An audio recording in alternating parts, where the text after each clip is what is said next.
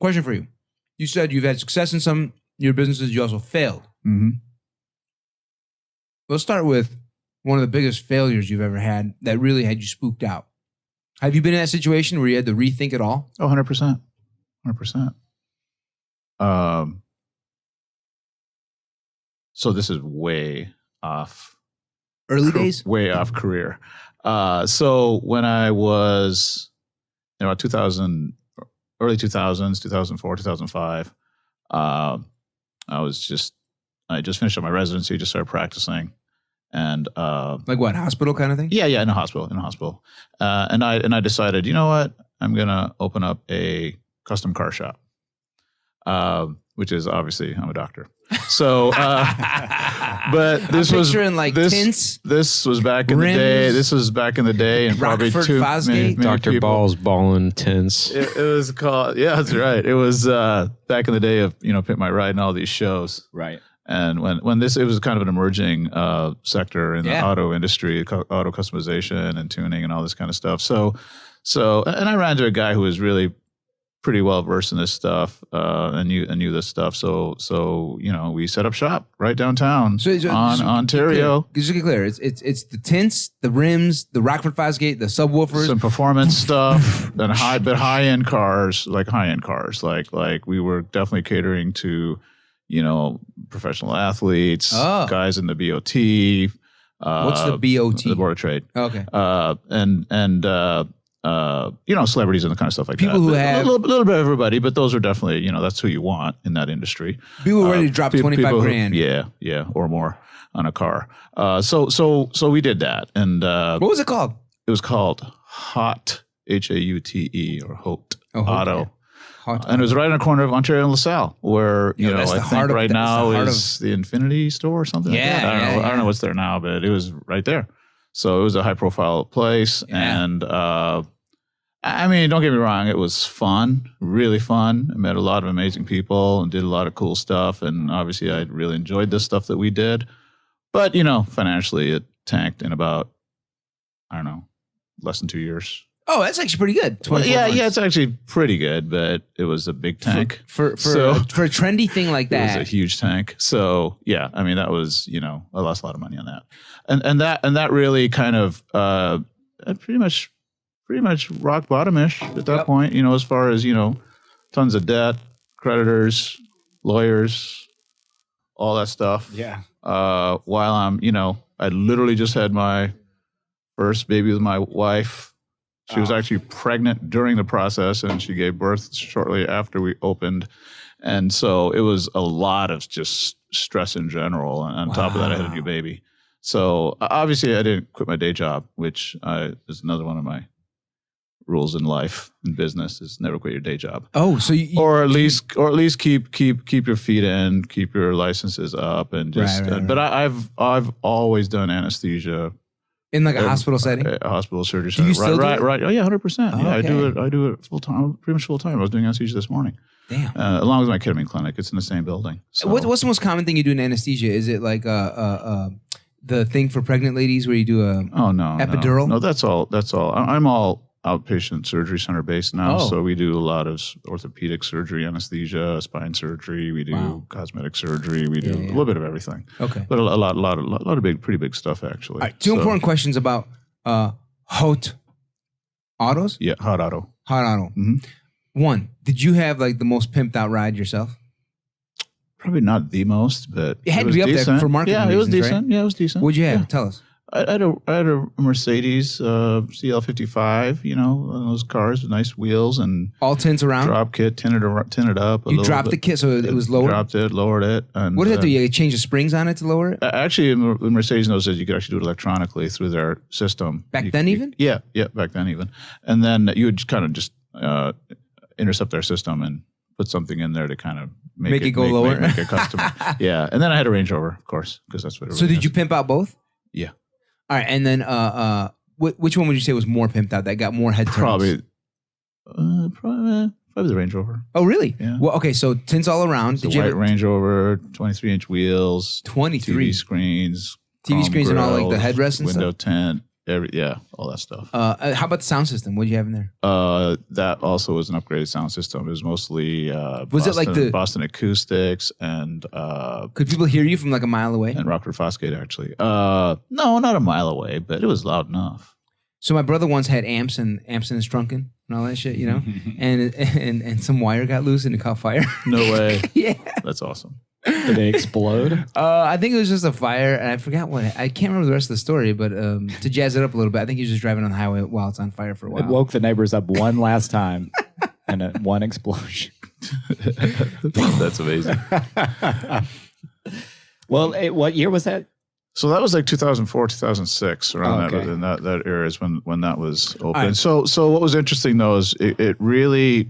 So it had a negative consequence and a positive consequence, and the negative consequence was obviously that I got screwed and I got lost a lot of money, and the lawsuits dragged on for years because of bank loans, equipment leases. I mean, it's not like I was sitting around with millions of dollars in the bank to pay stuff off. So this all had to be dealt with attorneys and then settled and blah blah blah. Did you have to personally declare bankruptcy?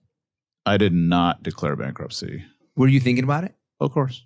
And you ultimately did not? Ultimately did not. No. Okay. So teach us, dude. So to the extent you're willing to share, teach us like how much in loans, how much in equity did you have? And then how did you finagle it so you didn't have to do personal bankruptcy? It was about $500,000 to $1 million, probably $1 million at the end of the day, pretty close to $1 million at the end of the day. Both loan and equity? Yeah. Okay. Yeah. So, and how much was the borrowing? Would you say most of it or smaller? It was mostly borrowed, actually. And a bank gave you money to do this shit? Yeah. Well, they based it on. I mean, I had a good credit rating. I had a good income because I was an anesthesiologist, and we had a good business plan and all this kind of stuff. And my partner had a good amount of inventory from his little shop that he had before. So it all kind of, that's how we kind of figured out all that stuff. I guess ahead of time, it did actually make sense for you guys to hook up. It did. And it's kind of hard to tell exactly where it failed because we were definitely busy enough, but I think it was the whole trend part of it, and the trend was climbing fast when we started, and probably towards the top when we opened, and then it kind of started declining a little bit. Yeah, because automakers started doing their own stuff. Back then, oh my God, you put a 20-inch wheel in a Range Rover, we're going to void your warranty, blah, blah, blah. That shit? I just picked up a new Range Rover yesterday, and it 22s, I mean, it's just totally blacked out. And I need to do nothing to this truck. You know what I mean? So, I mean, normally I would do something to everything I get, but now it's like, I don't need to. It's perfect. Auto companies have caught on to that. Got it. And all right. So $1 million is up riding on the line between equity and debt. And the banks, were they at least 500 that you owed the banks? Yeah. And then did you do a personal guarantee where you were on the hook? I pretty much had to. Okay, yeah, you pretty much had to. Yeah. All right, so then they come knocking and they're like, "Hey, we want our $500,000." Mm-hmm. How did you? Then you're like, "I don't have the money," and they're like, "Oh, we're going to sue you." Yeah. So you go through that whole thing, and that dragged on for a couple of years, and attorneys and this and that, and then you eventually come up with a settlement, and you try to pay it off. So I mean, I paid it all off. Paid it off a number of years ago, obviously. What was the settlement that you guys? Probably about half of that. That's not bad. No, I came out. I mean, yeah. Lancey's got $250 under his fucking mattress right now. Yeah. One $2 bill and a couple of quarters. Yeah. A 50-cent album. But the positive thing of that, which is kind of hard, right? Which is kind of hard to even imagine, was that I was kind of, like I said, down and out, and obviously getting pretty depressed and disappointed in myself, and just kind of doing the day-to-day grind. And it kind of inspired me, and actually my wife was part of this because she's amazingly supportive. It kind of encouraged. She actually said, we got to, get back on track. Why don't you, do something that's in your lane, aka medicine. Right. So she's saying, fine, keep your day job, and you want to be an entrepreneur? Well, be an entrepreneur. But why not in the world of medicine? Stay in your lane. And so that kind of inspired me to start my own anesthesia company. Okay. Which is right around when I met you. actually. 2010, 2009? By 2010, it had been going for like 2 or 3 years. Okay. As you remember, back in those days, that's all I was pretty much doing was I had my anesthesia group. So I ended up building an anesthesia group over the years. And does this mean which did okay? Does this mean doing procedures that you'd normally do in an outpatient facility or in a hospital, but you're doing them on your own? No. What this meant was that I actually started going around the city and getting anesthesia contracts with hospitals, and then I would hire anesthesiologists to work for me and nurse anesthetists, and we would like have the exclusive contracts with these hospitals, and we just kept on going for picking up more and more hospitals and surgery centers, and so eventually I had a workforce of about 15 or 17 people between MDs and nurse anesthetists, and so I did that until about 2014 or so, and then that kind of it just kind of dwindled away because of the economics of Medicaid and all this stuff in Illinois. Oh, really? Because a lot of our hospitals were inner city hospitals, and it became kind of impractical to do all that. So it just kind of phased out of it. That wasn't a huge financial loss or anything, but I guess I'm really fortunate in that I'm kind of like Seinfeld, I guess. Whenever something's going down, something else manages to creep up and kind of keep the fire burning. Yo, man, I think that's quote unquote. And a lot of that is it's a lot of it is faith, but a lot of it is also again just kind of positioning yourself and just keeping an eye out for opportunity. I mean, you always, as an entrepreneur, you always have to think, no matter how fucking good you think you have it, you always got to think, what's going to be next, or will something be next? And I'm kind of like on this 2 to 3 year cycle now, where something now just kind of automatically pops up, and I undertake it, and it's usually does okay. Again, I'm staying in the same realm, just kind of diversifying what we do in my realm of anesthesia, pain, now the ketamine clinic. So it's all everything's kind of a spin-off of something else. Right. But they're separate ventures. Okay, cool. So, the Haute Auto is just such a good story because it is, man. I mean, my grand opening was freaking amazing. You'd think if my grand opening that I'd be, multimillionaire. Killing it. I mean, our grand opening was at the end of the NBA Bulls 6-peat, in 2004, 2005. So Chicago the walls were shaking in Chicago. I remember I had R. Kelly in one arm and Michael Jordan in the other, and I'm like this with these two guys in Chicago Magazine. Man. And if you only knew. And I have a picture of MJ in my Instagram from that night with my parents in my little auto showroom. If you only knew 20 years later what both those guys were going to do. Yeah. Well, R. Kelly especially. Michael Jordan's fine. But I don't know, he's kind of been a little bit of a he's post NBA. Yeah, you're right. Easy, Amr. What's going on? Let's not do this. How do I feel about MJ? Yeah. I don't know, man. I feel like he let me down. You know what I'm saying? He's my childhood hero. What'd he do? Just some of his post NBA stuff. Some of his the way he would communicate about other players and other people he worked with. I just felt like he was kind of really holding in a lot of bitterness and didn't really deal with it or address it. And it all came out kind of in a shitty way after. Oh, yeah. Yeah. Yeah, he did some of that. He was always... Sounds like you know him, Bao. What do you think? Well, he was... I mean, I didn't really know him, but I definitely met him a few times. And, he was always an interesting figure because he was always... kind of this holier than thou type of attitude, and even in my shop, he comes there and he hangs out, and he's just like, "Wow, but I want the stuff for free." No shit. Yeah. So, which obviously we didn't do. But how would he say that? Like, he hey, would literally say, "I want the stuff for free." I mean, he's just like, "I don't want to pay." Michael Jordan, like what? Rock for Fosgates or more rims or what? Rag wheels and stuff for his cars. Whatever it was. Yeah.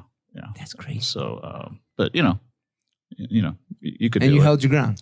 Well, yeah, because it feels weird. It's not even if I do. If I did outfit one of his cars, it's not like he was going to run around with my business sign on it or anything. It's not. He's not that kind of a guy. He's not going to cross promote for you or help you out. Other people would do that or tell their friends, but he just wouldn't.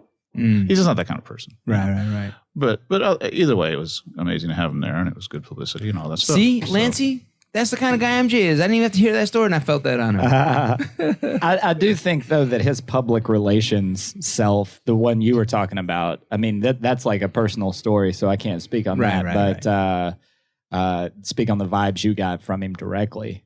But as far as like the public persona, I feel like when he is such a thoroughbred winner, I feel like he is willing to take that step over into the dark side to become something so unbelievably competitive. You know, I mean, he punched out Steve Kerr during a practice. Right. That's right. You know, stuff like that where you're like, no normal human would do that.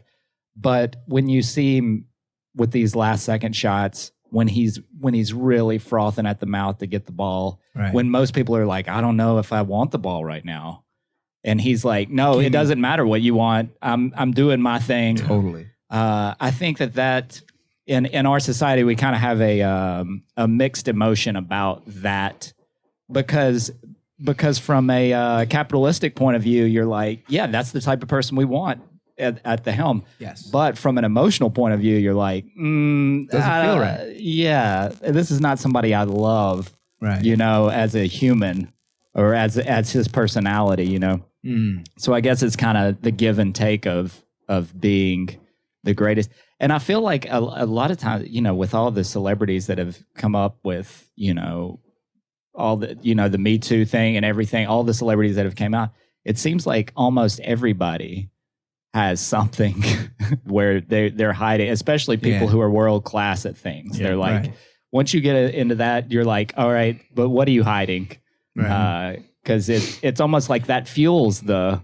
It does. That dark shit fuels it. Yeah. You know who wasn't like that did a fantastic job in the world of business? Harvey Weinstein. I mean, can we not, you know... Harvey Weinstein did not kill himself. So, I don't know if any of you watched the Kobe Memorial the other day on Monday, whatever day it was. Monday, whatever it was. I watched Jordan's speech. So Jordan's speech was pretty amazing. And that kind of brought to me a little bit more humanity back to him. Oh, yeah? And respect back to him. Yeah, you really got to watch it. I got to watch because it. Okay. I don't think I've ever seen Michael Jordan like that. Okay. Like emotional, touched, and like actually gave an amazing speech and like really spoke from his heart. And like, I mean, he was streaming in tears and it was really touching. And so that kind of humanized him a little bit. It really did. It really Yeah. did. It kind of brought me a little bit more like, oh, wow, this man is not an android, unemotional, competitive freak. But also he's older now and he's not Perspective. every night elbowing the competition. And, you know. No, age gives you perspective. There's no doubt. Age, but I think actually you're right. So it's age, I think, is probably, maybe, I think age is number 2. I think what you're saying is probably number 1, which is when you're in the grind. Right. And the machine is milling you through, right? You can't see the woods. No, you can't see it at that point. It's so hard. It's so you need something special in your life to allow you to see that. Right. You know. I mean, it's kind of like Kobe too, right? In a way. I mean, you know, it was after his career where he just gave, and became this like, you know what I mean? Right. He was ridiculously competitive, almost that Michael Jordan level of competitiveness. But I feel like after his career, he softened up, started just being a really good person and, you know, less competitive, still very competitive, but more out there kind of preaching his ways, Mamba mentality. Right. And I mean, there's really some good points that he makes with his the way he speaks and what he encourages people to do. And, you know, I want to give a big shout out. Do what you love what you do. I mean, you know, those things are kind of those important things. I want to give a big shout out to Michael Jordan finally got a tailor. He has not had a tailor since 1996. I agree. No. Jeez, his tailor now, he's got a nice suit. Are you for real? Yeah. Watch the memorial, he's got a good suit. Like the cut of the suit is great. He's been wearing those huge Trump style suits. I did see some of that shit. Yeah. How is it that someone, I guess it's what Bal was saying. It's almost like he didn't develop in his style mentality. Or like ability to invest or pay, you know, buy the things in life that are like cutting edge on the style, or or not even cutting, but like hey, you're a multimillionaire, highly successful, highly exposed figure. You need the accoutrements of life to match that, like a tailor. Yeah. But it sounds like he was missing that accoutrement, you know? Yeah. It's like, wow, that's weird. I was really happy to see it because I'm a Jordan fan. Yeah. But, don't get me wrong. I still go back and watch. It's hard not to be. Right, it's hard not to be. Don't get me wrong. I go back and watch a lot of the things from my childhood. Right. I mean, I was a Chicago kid. I loved it, you know? Well, anytime I feel a cold coming on, I watch that flu game. And I'm like, I can do this. I think it was against the Cavaliers, right? I can't remember. Or was it Utah Jazz? It was one of those two. Was it? I think it was the Jazz. Yeah. It was in the finals. So. Yeah, it was in the finals. Yeah. Crazy, right? The flu game. Yeah. Oh man. All right, boss. So, how with Jordan Haute Auto? He came over. Okay, so that was a marketing thing. All right. So, but in that experience, you saw the negative and going through all the pain and difficulty of the lawsuits, and then there was the positive that came out of it. Mm-hmm. You know, which was like pull yourself up by your bootstraps and do something new, maybe more in your own lane. So I got no question. I just wanted to summarize that. That's kind of cool. Well, you know, it's really cool. But you know what? Nothing phases me now. Whereas before you get shaken more easily? Because, you know, all these companies I've had over the years and everything I've done over the years, you know, there's lawyers. And, you know, and I used to joke that, you know, I've been served more times than a Big Mac. And, you know, and literally it's crazy, but that's business and that's serial entrepreneurship. Well, it's also anesthesiology, right? Isn't that a highly... Yeah, not necessarily in my medical career. I haven't really had that happen, you know, so much, but it can happen any day. Every minute of what I do is a risk, and there's always a chance for something to go bad, but that's what we're trained to prevent from happening. You need a personal lawyer or something, brother. How many times you getting sued? I have always. Well, no, it's not now. Now it's not so much, but you know, you always have your little team of lawyers and leaders behind you.